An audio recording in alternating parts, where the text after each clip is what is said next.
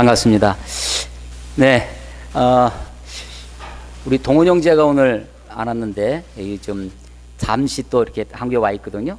이 주일날 예, 우리 지난 7일날 7일이면 어제죠. 어제 중국 역사에 또 하나의 의미 있는 일이 있었습니다.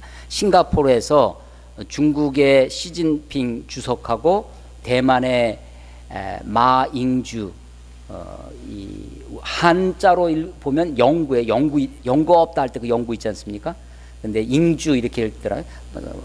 마이주는 많이 들어봤죠. 근데 마잉주, 이 대만 총독과 함께 두 사람이 정상회담을 했습니다. 외신에는 정상회담이라고 했는데 본인들은 그거를 회면, 얼굴을 면을 만났다. 그러니까 우리식으로 하면 대면인데 중국으로는 아마 그걸 모일회자를 써서 회면이라고. 양안 두 나라를 나라라고 안 그러고 이제 서로 나라라고 하면 두 나라가 되는 거잖아요. 그러니까 나라로 여기지 않고 그냥 해안이 만나 있으니까 양안이라고 합니다. 양안 지도자와 및 명의로 이루어진 회면, 이게 공식 이름이었습니다. 그러니까 대면이죠. 그러니까 정상회담이라고. 정상회담하면 나라와 나라가 만나는 거니까 이건 중국도 원하는, 중국이 하나의 중국을 모토로 하고 있고요. 대만도 하나의 중국을 부르짖고 있습니다. 둘 다 꿈꾸는 중국은 다르겠죠. 대만은 자기네들이 통일을 하고 싶어 할 테고 또 중국은 중국대로 통일을 하고 싶어 할 테니까 서로 꿈꾸는 건 다르지만 표방은 똑같습니다. 이게 92년도에 벌써 20여 년이 지났죠. 92년도에 두 나라의, 그러니까 대만과 중국의 우리식으로 하면 그게 뭔지 모르겠어요. 그러니까 그 수산업협동조합 회장 뭐 이런 사람들이, 양안이니까 해안이니까 협회장들끼리 만나가지고 협의를 했습니다. 그걸 9.2 이 컨센서스라고 하는 건데 두 나라가 서로 이것을 가지고 9.2 공감이라고 합니다. 한자. 두 나라가 이런 것에 공동적인 마음을 가지고 있다. 9.2 공감, 9.2 컨센서스라고 하는 것을 협의를 했습니다. 그게 뭐냐면 하나의 중국이라는 거예요. 하나의 중국을 합의했어요. 그래서 가로 열고 뭐라면 해석은 각자가. 이거 희한하죠. 이 해석은 각자가 거기까지 합의를 했다는 거예요. 표방은 일단 표부터 표방하는 것부터 통일을 하자라는 거죠. 요번에도 시진핑과 이 마잉주가 만나가지고 이 9.2 공감을 확인을 했습니다. 어디까지 확인했냐면 그러니까 하나의 중국이라는 모토와 더불어서 해석은 각자가 하는 겁니다. 그러니까 중국은 중국대로, 옛날에는 우리가 이 본토 중국을 중공이라고 불렀습니다. 그리고 대만을 중국이라고 불렀었는데 지금은 세상이 바뀌어가지고 위쪽 본토를 중국이라고 하고 대만은 대만이라고 하고, 올림픽 때도 대만은 대만으로 나오지 않습니까? 2차 세계대전이 끝나고 UN 국제연합이라고 하는 것이 생겨났습니다. 그 1차 세계대전 끝났을 때는 국제연맹이라는 것이 있었는데 1차 세계대전에 그 아주 처참한 세계가 그렇게 무너지는 모습을 보고 국제연맹을 만들었어요. 근데 그 국제연맹에서는 의결을 어떻게 하냐면 항상 전원 찬성을 해야만 되는 겁니다. 그러니까 아무것도 의결을 못하는 거죠.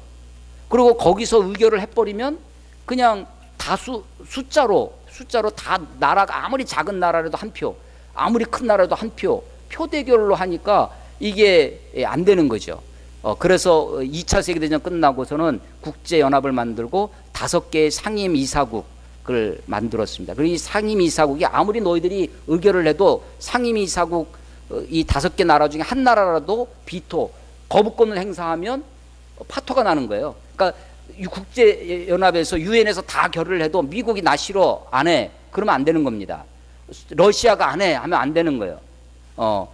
그런데 처음에 국제연합을 만들었을 때는 당연히 장개석이 이끄는 국민당 중국이 그 5개 나라 중에 하나였습니다. 근데 지금은 어느 순간 중국이 들어가가지고 중국 공산당이죠. 중국 본토의 중국이 들어가. 역사는 그렇게 바뀌어가는 거죠. 그래서 이제 대만은 거기서 유엔에서 빠지고 이제 나라 공식 이름은 오히려 중화 민주주의 공화국입니다. 중국은 중화 인민민주주의 공화국이고. 근데 이제 그 국호도 못 쓰는 거죠. 요번에 하는 거 보니까 서로 두 나라가 하나인데 하나의 중국이라고 하는데 정상회담 이건 말이 안 된다. 만나서 누구라고 호칭을 부르느냐, 시진핑 주석이라고 부를 수도 없잖아요. 주석이라고 부르는 순간 그 나라가 대표가 되니까 이쪽도 총통이라고 부를 수가 없는 거예요. 그러니까 서로 호칭 때문에 회의를 그동안 못했답니다. 근데 요번에는요 어떻게 됐냐면 둘 다 시엔성 선생님이라고 부르기로 한 거죠. 시진핑 선생, 마잉주 선생이라고 부르고 밥값도요 같이 싱가포르에서 만났는데 밥값도 따로따로 냈대요. 그래서 그러니까 이 밥값을 내는 게 형이거든요. 따고가 밥을 내야 되잖아요. 선배가 밥을 사는 거잖아. 그래서 그러니까 서로 밥값을 내려고 하는 거지. 내가 원래 본토다, 내가 원조다. 그러니까 이제 그러지 말고 따로따로 내자. 밥값도 따로 내고 호칭도 다 띄고 그냥 선생이라고 부르고 하나의 중국이라는 것만 다시 확인하고. 근데 뭐 비밀 회담이니까 발표되지 않은 것도 많이 있겠지만 물론 겉으로는 지금 그렇게 되어 있었습니다. 그래서 체면도 살리고 아마도 실리도 양쪽에 지금 대만의 무역 수지의 48%가 중국에 의존하고 있대요. 그러니까 중국과 거래를 안 하면 대만이 뭐 살 수도 없는 그런 거죠. 그런 세계가 그렇게 변해 가고 있습니다. 우리는 그러고 보면 우리가 많이 얘기하는 것 중에 하나가 세계 유일한 분단 국가라고 하지만 실질적으로는 중국도 분단 국가이죠. 티모르라고 하는 나라가 있습니다. 동티모르. 우리가 동티모르 하면 기억나시죠? 우리의 유엔군의 일원으로 우리 한국군을 파병을 하기도 했던 인도네시아 쪽에 한쪽에 있는 그 동티모르라는 말을 붙여놓은 이 동자를 붙여놓은 이유가 뭐겠어요? 서티모르도 있는 거죠. 분단 국가예요. 그런데 우리는 지금 이념적으로 또 한국 전쟁이라고 하는 아픈 역사를 가지고 그렇게 분단이 돼서 우리가 통상적으로 그냥 세계 유일한 분단 국가 이렇게 이야기를 하고 있습니다. 중국은 양 나라가 대만이나 중국이나 공식적으로는 하나의 중국을 이제 표방하고 있는 거죠. 우리가 이제 분단 국가로 살아가면서 이념 문제가 우리나라가 지금 제가 88 올림픽 그때 86, 88을 다 전방에서 나라를 지키면서 군인의 몸으로 있었거든요. 그때는 정말 힘들게 군대 생활했던 86, 88 때 막 그랬었는데 그때만 해도 공식적으로 우리가 북한의 1대6의 경제력이었다고 그래요. 그러니까 70년대까지만 해도 1대1. 그 이전은 북한이 우리보다 훨씬 경제력이 있었습니다. 우리보다 훨씬 더 잘 살았고 지하 자원도 많고 전력도 많았고. 그래서 처음에 휴전선 나눠졌을 때는요. 북한에서 전선을 연결해서 서울 전기를 북한에서 보내주는 전기를 썼던 거예요. 근데 처음에는 휴전선이 있었지만 그 전기를 썼죠. 그러다가 북쪽에서 전기를 끊었습니다. 서울이 하루아침에 어두운 암흑세계가, 전기가 없으니 암흑세계가 됐는데 대단했죠. 그런데 미국이 인천 앞바다에 발전선, 배를 갖다 띄웠어요. 배 하나가 거기서 발전하는 걸로 서울 불을 다 키웠다고 그래요. 그러니까 그 배도 대단하죠. 거기 전력으로. 그러고 나서는 지금 그 마포인가요? 인천, 거기에 보면 화력발전소가 하나 아직도 있습니다. 거기 발전소에서 그 최초로 발전소 세워서 서울에 하는 거죠. 그때만 해도 70년대까지 그 이전까지만 하면 우리 한국이 북한보다 훨씬 못 살았고 60년대 70년대까지만 해도 사회주의 국가로 북한 사회주의 국가가 김일성이 이끄는 북한 사회주의 국가가 사회주의 나라에서는 굉장히 성공적인 나라로 평가되던 경제적으로는 그런 때도 있었죠. 그런데 이 독재가 점점 심해지면서 결국 북한이 경제적으로 백성들은 핍절해지고 그렇게 됐습니다.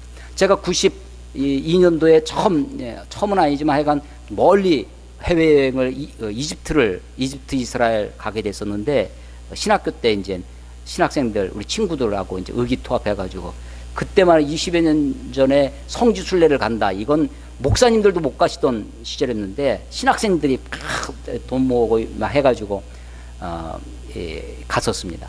이집트 그때는 이스라엘이 수교가 안 돼 있었기 때문에 이집트를 거쳐서 들어갔어야 됐어요. 근데 이집트 딱 가서 그 카이로비에서 본 것 중에 우리 대사관은 조그만데 북한 대사관은 큰 거예요. 와, 그 벌써 이제 그 카다피 뭐 이렇게 카스트로 김일성 다 3K 그때 당시에 세계의 악동 그 3K가 있다고 했었는데 그 이집트하고 김일성하고 굉장히 죽이 맞아가지고요. 그렇게 북한의 원조도 많이 받고 그랬었습니다. 근데 막 그때 막 우리가 88 올림픽 마치고 92년도니까 막 그때 이제 경제적으로 이렇게 올라가던 때였는데 현대에서 엑셀 승용차를 엑셀 자동차를 1000대를 이집트에 기증을 했어요. 그 이집트가 그 현대 자동차를 가지고 뭘 했냐면 전부 다 1000대를 자기네 경찰차 그러니까 거리에 돌아다니는 경찰차가 전부 다 현대 엑셀이에요. 그러니까 그때부터 이제 이 분위기가 바뀌어져 나가고 있는 거죠. 지금은 도대체 한국이랑 남한이랑 북한이랑 경제력이 얼마나 차이가 나는지 뭐 제가 몇 년 전에 20대 1 뭐 이렇게 들은 적도 있는데 이제 국방에 투자하는 1년에 국방비 투자하는 것도 이제 뭐 비교할 수 없이 격차가 일어났습니다. 제 큰아이가 이제 그 공군의 비행기 있지 않습니까? 우리 비행기 막 레이더에 돌아다니는데 북한에 일주일에 한두 대 돌아다니는 기름값이 없으니까 그러겠죠. 아마도 60년대 70년대 열심히 만들어 놓은 재래식 무기가 아직도 남아 있을 텐데 그 재래식 무기가 완전히 폐기 처분되기 전에 한번 써야 될 거 아니에요? 한번 쓰면 그게 전쟁인데 재래식 무기라도 포탄 떨어지면 뭐 우리는 서울은 남쪽에서 가까우니까 서울 만약에 북한이 우리가 이제 지금은 야포 우리가 155mm 우리 포병 출신이 없네요. 포병치 우리 전도사님 계시군요. 우리 지금은 K9이라고 자주 트럭 위에 포가 달린 게 있습니다. 이런 건 40km까지 나간다고 그래요. 제가 군대 생활할 때만 해도 155mm가 아주 있었는데 155mm는 한 23km가 사정거리입니다. 그러니까 북쪽에 쏘면 서울 못 떨어지죠. 근데 지금 막 40km씩 나가면 서울까지 떨어질 거예요. 아니, 미사일이 아닙니다. 미사일이 아니라 대포, 그냥 포를 쏴도 하는 거죠.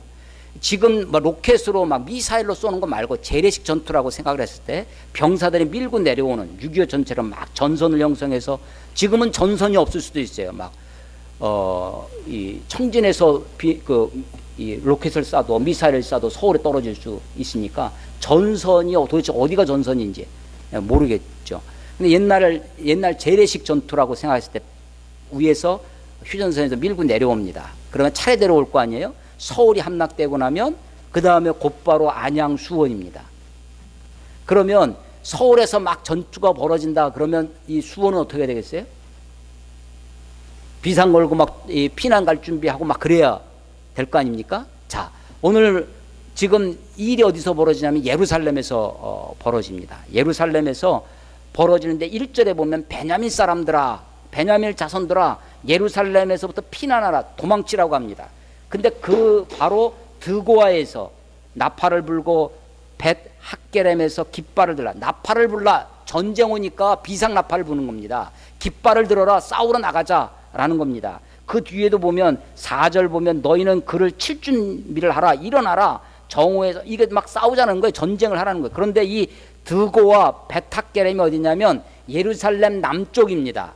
남쪽 20km 서남쪽에 있는 벳학게렘 다 그런 거예요. 그러니까 지금 여기서 전쟁의 나팔을 불고 깃발을 들고 싸우자라고 하는 얘기는 예루살렘이 지금 함락되었거나 함락 일보 직전에 있는, 그래서 예루살렘을 향하여 목책을 만들려고 그래요. 6절에 보면 너희는 나무를 베어서 예루살렘을 향하여 목책을, 예루살렘 밑에 있는 지금 도시들이 예루살렘 쪽을 향해서 목책을 하는 것, 그쪽에서 밀고 내려올 것을 방어하는 거죠.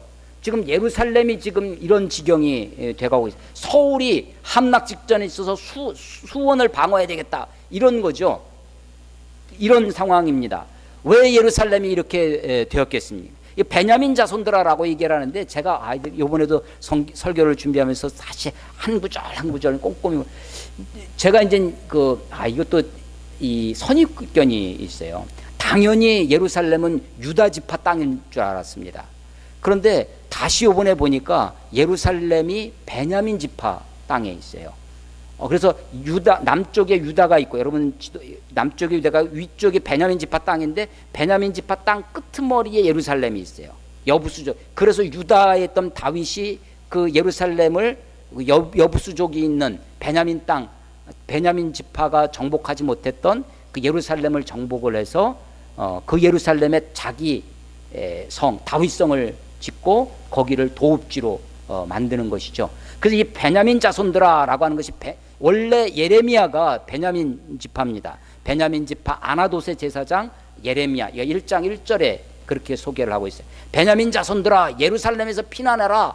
드고아 사람들아 전쟁이 일어날 거니까 나팔을 불고 빨리 준비해라. 베테게렘 사람들아 깃발을 들고 빨리 전쟁에 싸우러 나가라. 예루살렘을 향하여 목책을 쳐라. 지금 그렇게 이야기하고 있는 것입니다.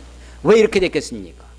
예루살렘이 원래는 예루살렘이 어떤 성이었냐면 2절 보십시오. 2절에 보면 아름답고 우아한 시온의 딸. 이게 딸이 진짜 딸을 얘기하는 것이 아니라 예루살렘 성을 이야기하는 것입니다. 정말 예루살렘은 아름답고 우아한 솔로몬의 성전 다윗 성, 그야말로 바벨론 이 히스기야 왕이 병들었을 때 이 바벨로니아에 그 병문안을 사람들이 보낼 정도로, 또 솔로몬 왕 때 시바의 여왕이 솔로몬에게 지혜를 듣기 위해서 찾아오면서 솔로몬의 그 영화를 보고 까무라질 정도로 그렇게 정말 아름답고 우아한 그런 시온의 딸처럼 예루살렘이 그런 도시였습니다. 그런데 지금 예루살렘이 함락 직전에 있습니다. 북방에서부터 밀려 내려온다고 하는 것이죠. 6절 끝에 보면 그 성을 이제 뭐라고 얘기를 하냐면 이는 벌받을 성이라. 벌받을 성이라는 겁니다. 그 아름답고 우아했던 시온의 딸과 같은 예루살렘이, 하나님의 도성 예루살렘이, 그 성이 지금 벌을 받게 되어 있습니다. 그런데 그 이유는 뭐냐면 그 중에는 오직 포악한 것뿐이라. 포악 압제만 있다는 것입니다. 압박만 있다는 것입니다. 프레스 누르는 거죠. 어프레션입니다. 그 도시에, 예루살렘에 하나님의 도시, 의와 정의와 하나님의 사랑으로 가득해야 할 평화의 도시 예루살렘이 압제와 압독으로 그래서 포악한 것뿐이라는 것입니다. 그 포악한 것을 설명하는 것이 7절입니다. 그 샘이 그 물을 솟구쳐냄 같이. 여러분, 샘이 그 물을 솟구쳐냅니다. 샘이요, 정말 샘이라면 아무리 막아도 어떻게든지 물은요 그것을 뚫고 나올 것입니다. 샘이 그 물을 솟구쳐냄 같이 그가 그 악을 드러냅니다. 그가 누구예요? 예루살렘입니다. 예루살렘이 그 악을 드러냅니다. 그 악의 내용이 뭐냐면 7절에 폭력과 탈취입니다. 그리고 질병과 살상이에요. 저들이 그것으로 말미암아 그들의 폭력과 탈취로 그들이 질병을 앓고 있는 겁니다. 그들이 살상을 당했습니다. 강제와 강압. 이게 누가 하는 거냐? 이게 누가 하는 거냐면 외적이 침입해서 그런 것이 아니라, 외적은 아직 안 왔어요. 남한국 유다는 아직 안 망했습니다. 지금 자기 지도자들이 그 백성의 지도자들이 그렇게 백성들을 착취하고 탈취하고 그들에게 폭력을 행사하고, 그래서 백성들이 온갖 질병과 살상으로 그렇게 되어 있다라고 하는 것입니다. 여러분, 이 예레미야는 어느 왕 시대부터 이렇게 예언을 활동을 했냐면 요시야 왕 때부터 했다고 우리 예레미야 처음 말씀드릴 때부터 말씀드렸습니다. 요시야 왕이 우리나라 조선 시대의 왕 중에 누구를 제가 비유를 들었었죠? 누구와 같다? 이 임진왜란 선조임금 1592년 그 다음에 인조 임금 때 병자호란, 정묘호란, 두 번의 큰 전쟁을 겪습니다. 그래서 나라가 막 기울어져요.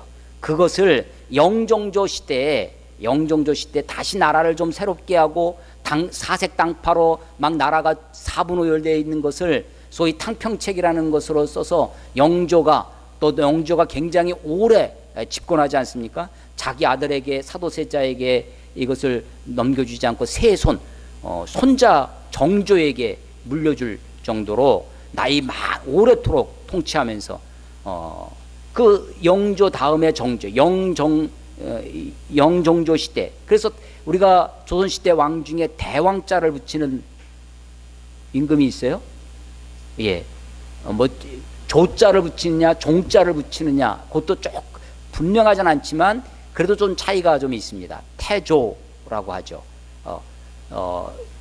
세종이지만 세종 대왕이라고 붙인, 영조 대왕, 정조 대왕자를 붙인. 영종조 시대 나라를 그래도 새롭게 하고 좀 개혁을 하고 백성들의 아픔을, 백성들의 아주 과중한 균역을, 그것을 양반들에게도 부과하고 하는 것들을 했던 거죠.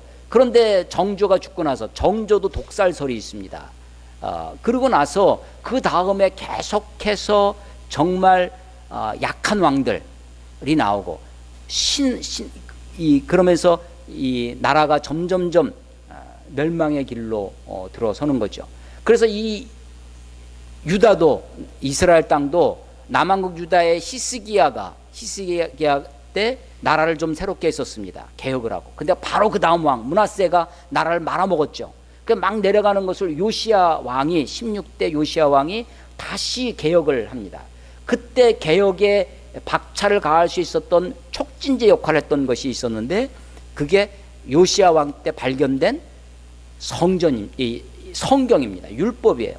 율법이 발견되면서 요시야가 막 자기 옷을 율법을 읽어보니까 이건 우리가 율법하고 너무나, 하나님의 법과는 너무나 차이나 있는 현실을, 조국의 현실을 보면서 옷을 찢죠.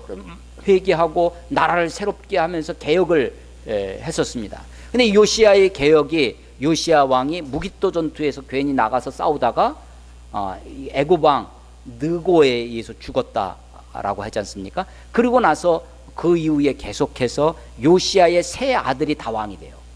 그 얘기는 뭐냐면, 왕이, 아버지가 아들에게 물려주지 못하고 왕이 죽든지 폐위되든지 하니까 형제들한테 돌아가는 거예요. 그러니까 나라가 제대로 왕정 시대가 왕권이 쓰지 못하는, 그래서 계속해서 결국은 멸망해 가는 것입니다. 자, 요시야가 개혁을 했는데도 그 개혁이 성과를 이루지 못한 이유가 무엇일까가 이게 신학자들의, 성경학자들의 관심 중에 하나입니다. 율법을 발견했어요. 그런데 율법을 발견했는데 우리 한번 열왕기 하를 한번 찾아보겠습니다. 열왕기 하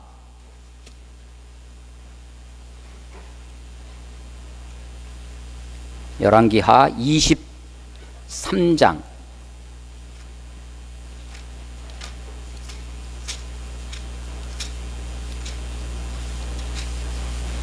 22절 23절 열왕기 하입니다.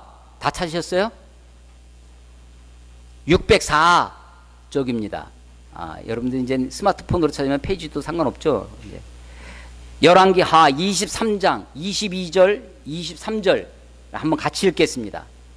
잠도 깨실 겸 다 같이 한번 읽겠습니다. 시작. 사사가 이스라엘을 다스리던 시대부터 이스라엘 여러 왕의 시대와 유다 여러 왕 시대 이렇게 유월절을 지킨 일이 없었더니 요시야 왕 18째 해 예루살렘에서 여호와 앞에 이 유월절을 지켰더라. 아멘. 여러분, 사사시대와 왕정시대가 있는데, 사사가 이스라엘 다스리던 시대부터, 사사시대입니다. 사사시대 전이 어떤 시대냐면 족장시대라고 하는데, 사사기 바로 앞에 있는 책이 뭐예요? 여호수아입니다. 여호수아는 이스라엘을, 백성들을 요단강을 건너서 가나안에 들어가게 했던 사람이죠. 그리고 나서 여호수아가 죽자마자 사사시대가 됩니다. 약 400년간 사사시대가 되는데, 사사시대부터 이스라엘 여러 왕의 시대, 왕정 시대죠. 시대와 유다 여러 왕의 시대, 남왕국 북왕국이 둘로 나눠졌으니까 지금 이렇게 표현하는 거예요. 이스라엘 북왕국 이스라엘의 여러 왕의 시대와 남왕국 유다의 여러 왕의 시대, 왕정 시대에 이렇게 유월절을 지킨 일이 없었습니다. 그런데 요시야 왕 18째 해에 비로소 여호와 앞에 유월절을 지켰다는 거예요. 무슨 얘기입니까? 유월절은 우리나라식으로 하면 무슨 날이에요? 설날이에요. 1월 1일. 또 설날하고 또 하나의 개념이 들어있어요. 우리는 8월 15일 광복절이죠. 이스라엘 백성들이 애굽에서 노예 생활하던 거기서부터 구원함을 받은 광복의 날입니다. 설날이면서 그날이 1월 1일이야. 달력을 바꿔버렸어요. 하나님이. 그날부터 1월 1일로 해라 해서 그날이 유월절 그날이 1월 1일이 됩니다. 첫날에 새해 첫날이 되는 거야. 우리나라식으로 하면 설날이자 우리나라식으로 하면 광복절이에요. 유월절 얼마나 기쁜 날입니까? 이 날을 일주일 동안 페스티벌을 하는 것이 유월절입니다. 일주일 동안. 그런데 그거를요 지금 가나안에 들어와서 여호수아 죽자마자 사사시대가 됐는데 사사시대부터 왕정시대까지 유월절 했다 안 했다? 안 했다는 겁니다. 다윗 왕 때 했을까 안 했을까요? 안 했다는 겁니다. 솔로몬 시대 했다는 거예요? 안 했다는 겁니다. 히스기야 때 했다는 거예요? 안 했다는 거예요. 누구 때 했다는 거예요? 요시야 왕 때 했다는 겁니다. 아 그러면 다윗은 도대체 뭐하고 솔로몬은 도대체 뭐하고 히스기야는 도대체 뭐 했을까라는 것이죠. 그들이 나라를 다스립니다. 어떻게 다스렸느냐? 하나님 말씀을 읽고 다스리는 것이 아니라 말씀을 보고 하는 것이 아니라 뭘로 가지고 했겠어요? 귀로 들은 걸로만 하는 겁니다. 보고 하는 것이 아닙니다. 자, 백성들을 가르치는 사람들이 있었습니다. 제사장들이 가르칩니다. 나중에 왕정시대가 되면서 선지자들이 나타나서 선지자들이 율법을 강조하기 시작하는 거죠. 자, 그들이 말씀을 가르칠 때, 말씀을 전할 때, 여러분 헌법, 우리나라 대한민국 헌법, 우리 영우자매 말고 헌법 다 읽어보신 분이 있으세요? 헌법 읽어보신 분? 헌법 제 앞에 전문에 뭐라고 시작됩니까? 1조 헌법 대한민국 헌법 1조 1항 뭐 어떻게 시작합니까? 대한민국은 민주공화국이다. 주권은 뭐 국민에게 있다. 뭐 이렇게 되죠. 그 이하로 읽어보신 적 있어요? 그거 다 살잖아요. 아니 헌법도 못 읽어봤는데 그 밑에 우리가 육법이라는 것이 있습니다. 육법 전살, 육법, 상법, 형법, 뭐 민사소송법, 형사소송법 이런 거 읽어보셨습니까? 다 그래도 살잖아요. 백성들, 이스라엘 백성들이요 이 율법 읽어봤을까 안 읽어봤을까요? 아니 이게요 지금처럼 책으로 있어도 안 읽어요. 여러분들 옛날에 책도 없어. 이걸 어떻게 했겠어요? 이스라엘 백성들이 귀로만 듣고 하는 겁니다. 그럼 누군가 말해줘야 되잖아. 누가 말해줘요? 제사장이 말하는 거지. 누가 말해줘요? 왕이 말해주는 거죠. 뭘 말했을까? 사사들이 말해주는 거죠. 사사시대는 사사들이 말하고 왕정시대는 왕들이 얘기하고 그때 계속해서 있는 것들이 제사장들입니다. 그런데 그 사람들이 뭘 얘기했을까요? 어떤 거 얘기할까요? 무슨 얘기할까요? 자기가 하고 싶은 얘기 할까요? 백성들이 들어야 할 얘기를 할까요? 자기가 하고 싶은 얘기 하는 거죠. 자기가 하고 싶은 얘기 하는 거죠. 무슨 얘기 했을까요? 11조 잘 바쳐라. 그런 얘기 했겠지. 제사 잘 드려라. 양 데리고 올 때 허접한 거 데리고 오면 안 된다. 이런 거 얘기했겠죠. 그러니까요, 율법은 크게 세 가지가 있다. 기억나십니까? 율법은 도덕법이 있습니다. 십계명과 같은 살인하지 말라 도덕법이 있어요. 간음하지 말라 백성들을. 그 다음에 있는 것이 시민법입니다. 그리고 의식법, 제의법이에요. 제사에 관한 것, 절기에 관한 것. 어떤 것을 가르쳤을까요? 제사장들이 제의법 가르치는 거죠. 그리고 또 그 다음에 조금 더 가르치면 시민법 가르치는 거지. 왜냐하면 그거 다 이게 통치하기 좋으니까. 그러다가 이것을 다 잊어버리는 겁니다. 하나님이 왜 이런 법을 주시는지, 왜 이런 절기를 지키게 하는지 하나님의 정신, 율법의 정신을 다 잊어버리고 백성들이 마땅히 들어야 할 하나님의 말씀을 전하는 것이 아니라 제사장이, 왕이, 통치에 용이한 제사장들이 제사 잘 드리고 배 두들고. 그랬어요. 호세아서를 한번 찾아보겠습니다. 호세아서.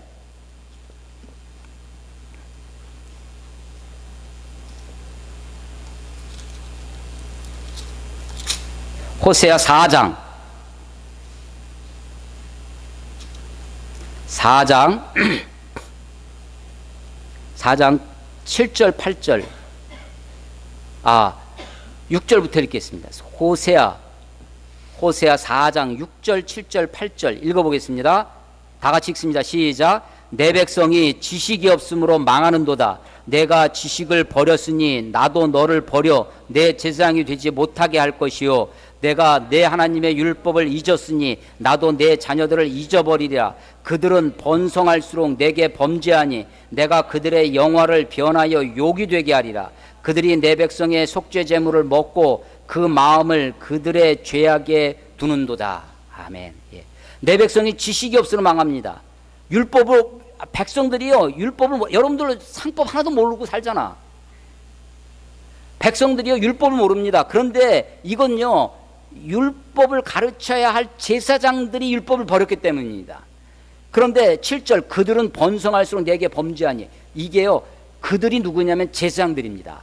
제사장들이 숫자가 증가할수록 이런 뜻입니다. 제사장들이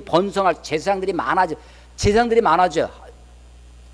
우리 한국교회도 목사가 많다고 신학교에서 배출하는 사람들이 많다고 지금 이야기합니다. 신학교 숫자를 줄여야 된다. 근데 뭐 정규 신학교뿐만 아니라 비인가 신학교도 그냥 많은 이런 입장이 되고 있으니까 그렇죠.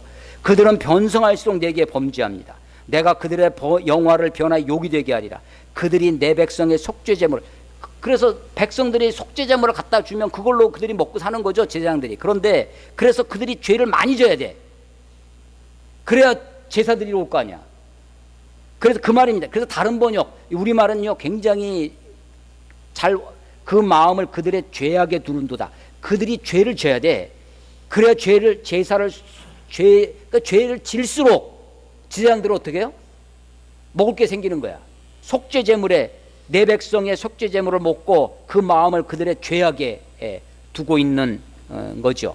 자, 요시야 왕이 율법을 발견했습니다. 요시야 왕의 종교 개혁이 어떻게 되느냐? 아까 사사시대로부터 왕들의 시대까지 이렇게 유월절을 지킨 적이 없었는데 요시야 왕 18년에 유월절을 지키기 시작했다.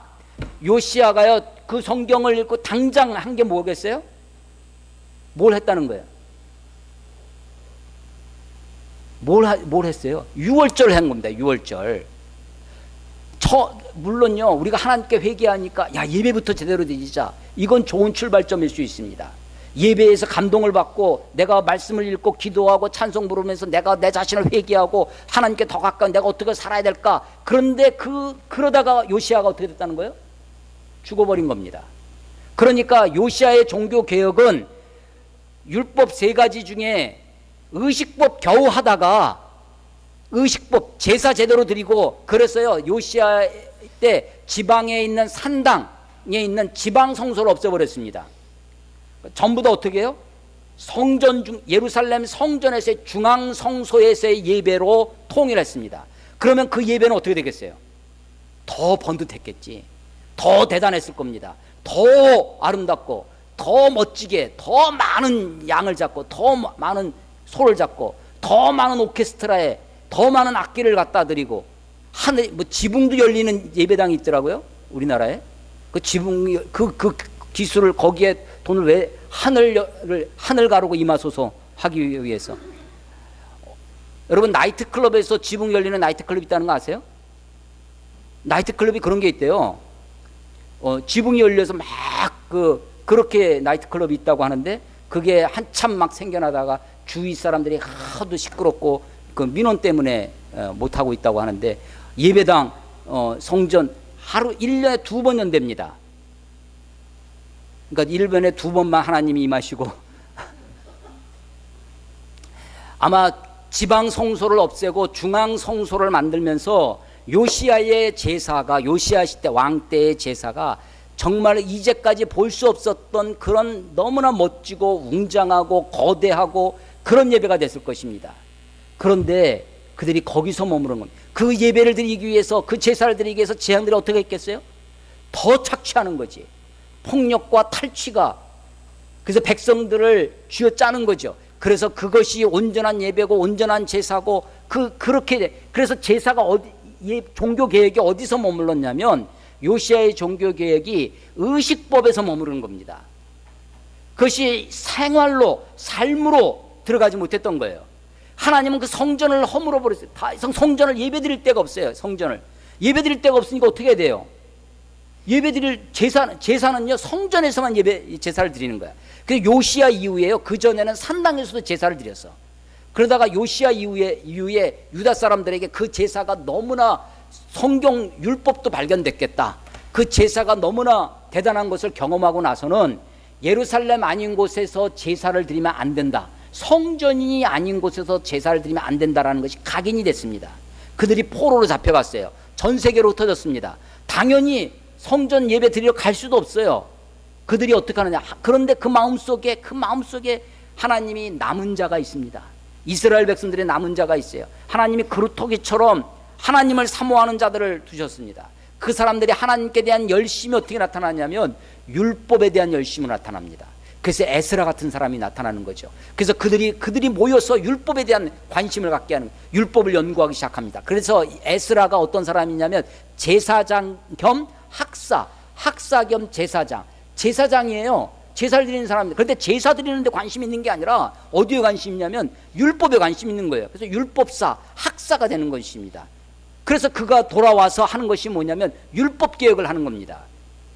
그래서 느헤미야 시대에 에스라가 학사 겸 에스라가 와서 소위 부흥회를 하는 거죠. 수문 앞 광장에서, 예루살렘 수문 앞 워터게이트입니다. 수문 앞 광장에서 백성들을 모아놓고 율법을 하루에 반나절, 하루에 24시간 중에 반이면 12시간, 그 중에 3분의 1, 4시간이죠. 4시간 동안 성경을 읽어요. 율법을 읽습니다. 4시간 동안 회개합니다. 그런 운동이 일어나는 거예요. 그 말씀과 기도가 에스라 시대에 이스라엘 백성들의 그 부흥의 모토가 뭐였냐? 촉발점이 뭐냐면 하나님의 말씀이고 하나님 앞에 회개하는 그 기도죠. 자, 요시야 왕의 종교 개혁이 왜 그것이 열매를 맺지 못했느냐라고 하는 것은 그의 종교 개혁이 의식적 종교 개혁, 제사법, 의식법에 머물러 있었기 때문입니다. 예배 아무리 잘 드려도 이 공적인 예배, 이것은 굉장히 중요합니다. 여기서 여러분들이 우리의 말씀을 받고 기도하고 찬송을 부르면서 그 마음을 불태워야죠. 그러나 그것에 머무르면 아무것도 아닙니다. 하나님을 이 예배당에다만 가둬놓을 수는 없는 거잖아요. 그러실 분이 아닙니다. 하나님은 거기에 갇혀 있을 수 없어요. 그러니까 그것을 허물어 버리시는 거죠. 우리의 삶 속에서, 우리의 일상 속에서 하나님을 예배하고 하나님의 말씀을 청종해야 됩니다. 이스라엘 백성들이 예루살렘이 이제 곧 패망해, 그래서 그 예루살렘 밑에 있는 드고와 베테겔, 학겔렘 사람들에게 전쟁을 준비하게 합니다. 왜냐하면 그 성이 온통 포악이 가득했습니다. 폭력과 탈취와 질병과 살상이 그들 앞에 가득했기 때문입니다. 그래서 8절, 예루살렘아 너는 훈계를 받으라. 아직 그러니까 예루살렘이 멸망하진 않았어요. 하나님이 아직도 예루살렘을 향하여서 기대를 가지고 그들에게를 아주 포기하지 아니하시고 그들에게 훈계를 주고 계십니다. 경고를 받으라는 것입니다. 워닝입니다. 경고를 받아라. 테이크 워닝. 경고를 받으라는 것입니다. 예루살렘아 너는 경고를 받아라. 그리하지 아니하면 내 마음이 너를 싫어하고. 하나님이요 마음으로, 요즘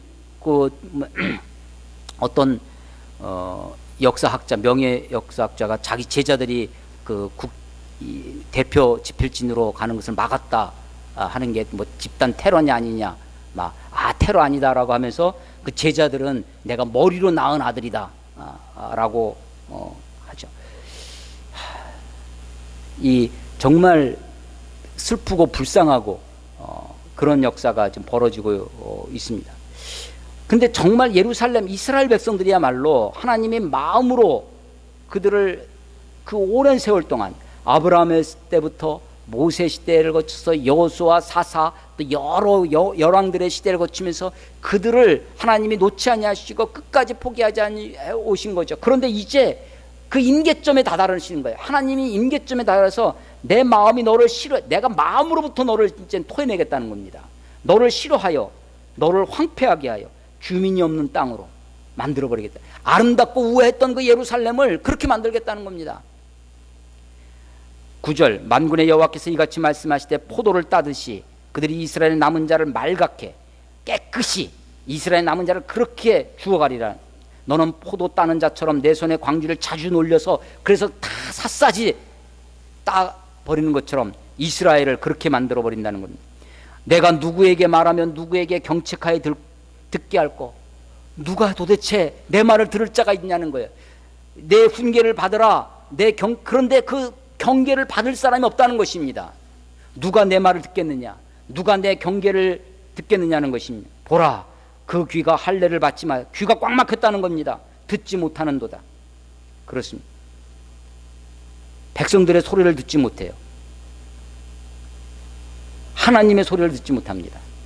귀가 할례를 받지 못하였습니다. 보라, 여호와의 말씀을 그들이 자신들에게 욕으로 여기고, 제가 이 대목을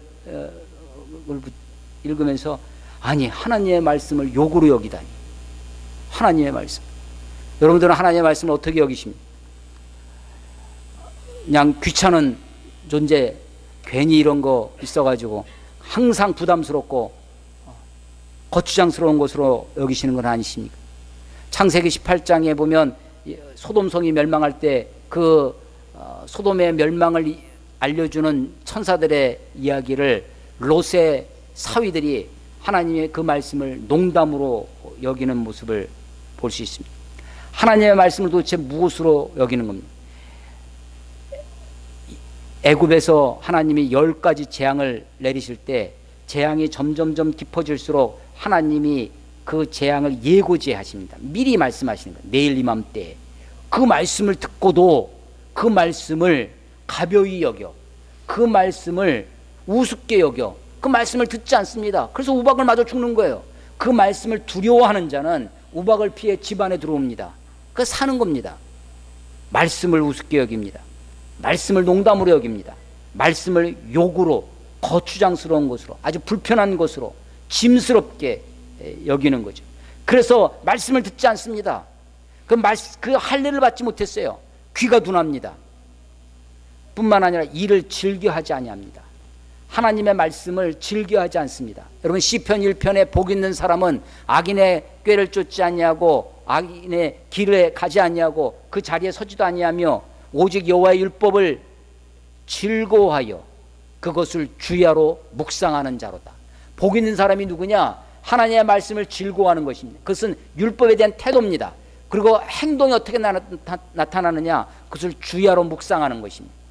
누가 복 있는 사람이냐? 하나님의 말씀을 즐거워하는 사람입니다. 누가 복 있는 사람이냐? 하나님의 말씀을 주야로 묵상하는 자가 그것이 복된 자입니다. 우리가 헌법, 상법, 민법 하나도 모르고 그냥 사는 것처럼 이스라엘 백성들이 율법 하나도 모르고 그냥 전해 들은 이야기로 풍월로 사는 것입니다. 그런데 지도자들이, 왕들이, 제사장들이 헛것을 가리킵니다. 자기의 탐욕을 이루기 위해서 그 백성들에게 율법을 왜곡해서 가리킵니다. 거짓된 것을 가리키는 거죠. 하나님의 말씀을 듣지 않습니다. 들으려 하지 않습니다. 그래서 경책을 들을 수가 없습니다. 11절 그러므로 여호와의 분노가 내게 가득하여 참기 어렵도다. 그것을 거리에 있는 아이들과, 아니 아이들이 무슨 죄입니까? 모인 청년들이, 아니 청년이들이 무슨 죄예요? 남편과 아내가, 아니 내 눈앞에서 내 아내가 끌려갑니다. 내 아내가 팔려갑니다. 나이 든 사람과 늙은이가 다 잡혀갑니다. 내가 그 땅 주민에게 내 손을 펼 것인즉 그들의 집과 밭과 아내가 타인의 소유가 됩니다. 나라가 다 빼앗겠다는 거죠.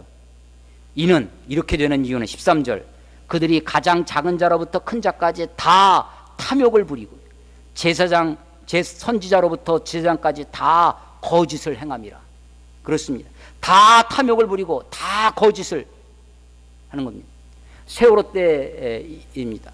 처음에는 너무나 안타깝고 하루 종일 TV에 첫날 4월 16일 날 TV 앞에, 인터넷 TV 앞에 어떻게 그래도 구조되겠지 한 명이라도 살려, 며칠이 지나도록 한 명도 구하지 못했습니다.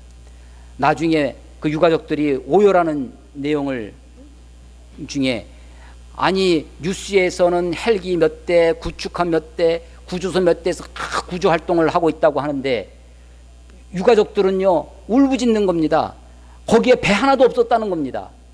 그 세월호 주위에 아무도 없었다는 거예요. 조명탄 없었다는 거예요.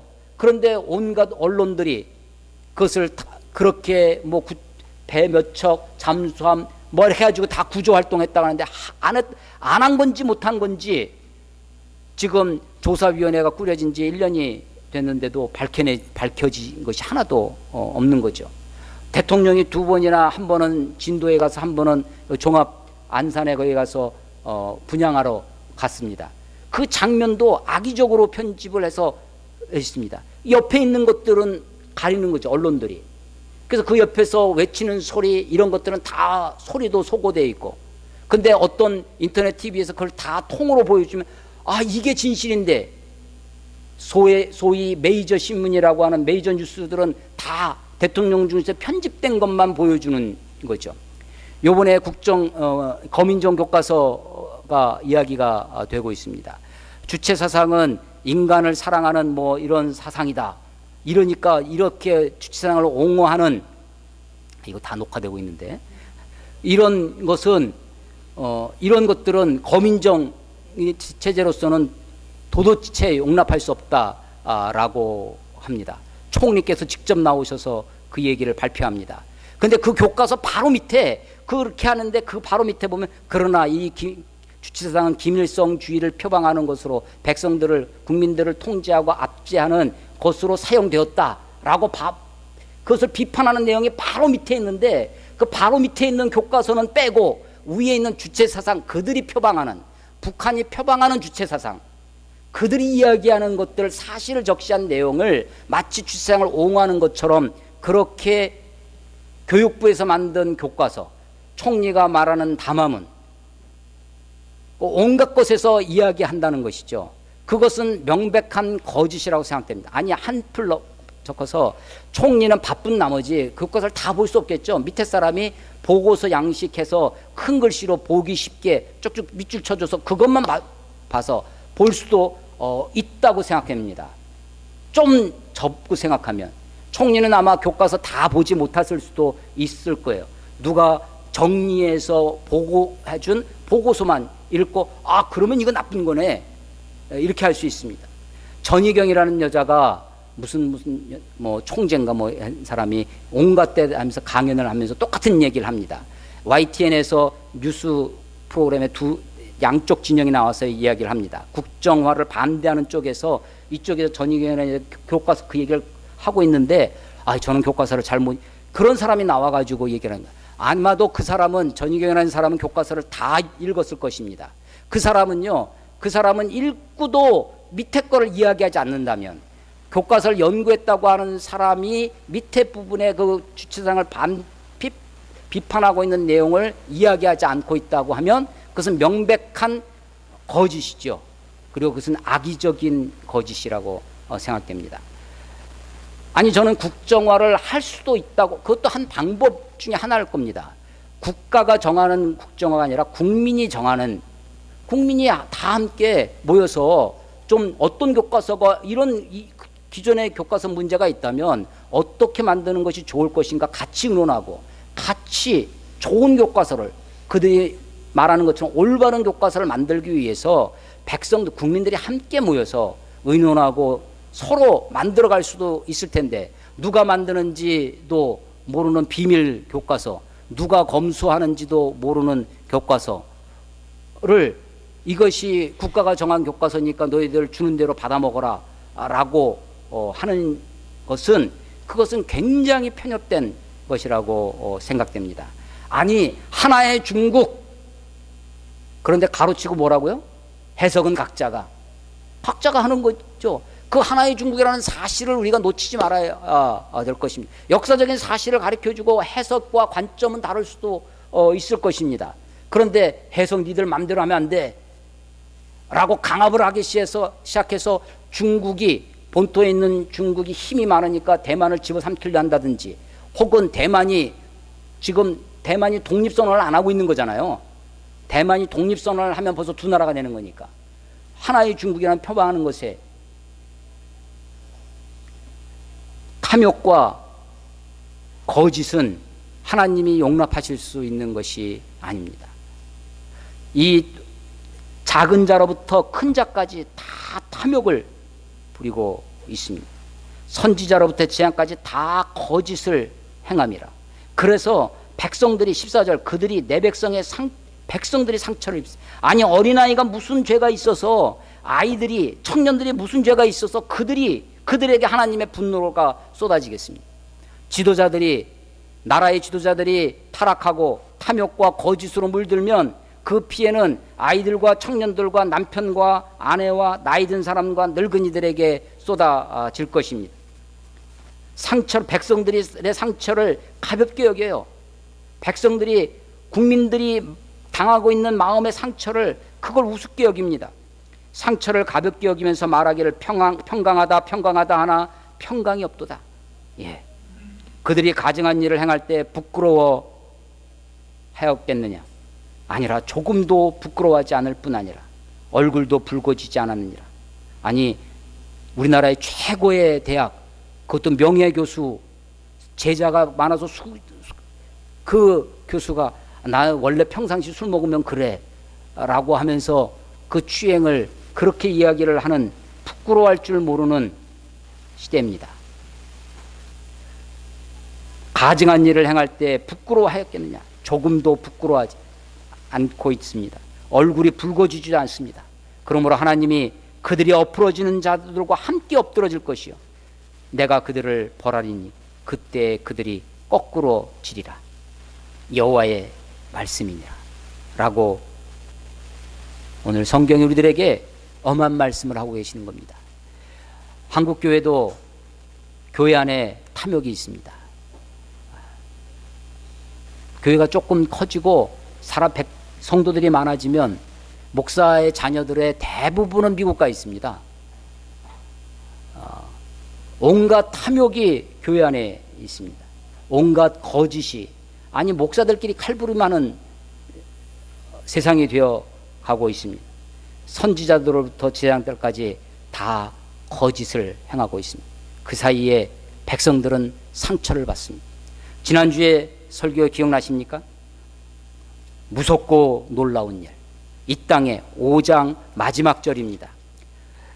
이 땅에 무섭고 놀라운 일이 있도다. 선지자들은 거짓을 예언하고 제사장들은 자기 권력으로 다스리며 내 백성은 그것을 좋게 여기니, 내 백성이 그것을 좋게 여깁니다. 아이고 하나님입니다. 마지막 날은 너희가 어찌하려느냐? 마지막 날에는 너희가 어찌하려느냐? 예. 교회가 영원하겠습니까? 교회의 역사, 교회사 가운데 영원한 교회는 하나도 없었습니다. 소아시아에 있던 그 예루살렘 교회마저도 베드로가 나가서 전도했더니 3,000명씩 회개하고 돌아왔다고 하는 그 교회도, 바울 선교사 같은 그런 선교사를 파송했던 안디옥 교회도, 아니 크리스탈 처치라고 수정교회라고 멋지게 저는 로버트 슐러의 그 교회도, 아니 그것도 30년이 못 가서 팔려나가는 것입니다. 우리가 종교, 예식법, 의식법에 머물러 있다면 아무리 예배를 잘 드리고 아무리 번듯하게 사는 것 같아도 구역질나는 하나님의 마음으로부터 저들을 싫어하셔서 하나님이 역겨워하시는 백성들이 될 것입니다. 무섭고 놀라운 일입니다. 나라가 속히 이 백성들이, 아니 교회 지도자들이, 종교 지도자들이 빨리 회개하고 주님 앞에 돌아와야 하나님의 말씀을 참으로 두려워 떠는 이 나라가 되어야 하리라 믿습니다. 그렇게 기도하고 그렇게 살아가는 우리 포도나무 교회 성도가 되시기를 주의 이름으로 축원합니다. 기도하겠습니다.